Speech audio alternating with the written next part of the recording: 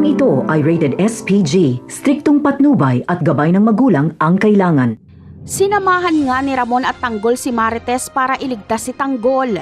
Ngunit inunahan sila ni Olivia na makarating sa kinaroroonan ni Pilar at Tinding. Nagdala si Olivia ng napakaraming tauhan para tulungan ang kanyang ina. Ayaw kasi ni Olivia na mapatay ni Tanggol si Pilar.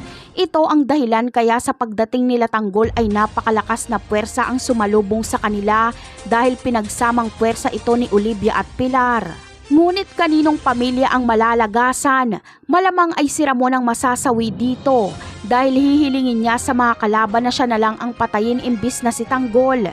Isasakripisyo ni Ramon ang kanyang buhay para sa kanyang anak. Siguradong napakasakit nito para kay Marites at Tanggol kapag mawala si Ramon dahil kung kailan nabuo na ang kanilang pamilya ay saka pa ito nawala. Ngunit si Ramon lang kaya ang ibuburol o meron pang iba? Meron ding ibuburol sa pamilya Guerrero. Walang iba kundi si Pilar. Si Don Gustavo mismo ang tatapos kay Pilar. May hinala na kasi si Don Gustavo na may masamang gagawin si Pilar kay Matilde kaya pinamanmanan niya ito sa kanyang mga tauhan. Kaya kung hindi maililigtas ni Tanggol ang kanyang lola Tinding ay si Gustavo ang magliligtas dito.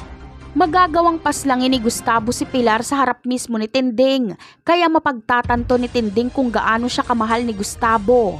Dahil sa pangyayaring ito ay tuluyan ng magkakagulo at magkakawatak-watak ang pamilya Guerrero dahil magwawala sa galit si Roberto dahil sa pagkamatay ng nanay niyang si Pilar.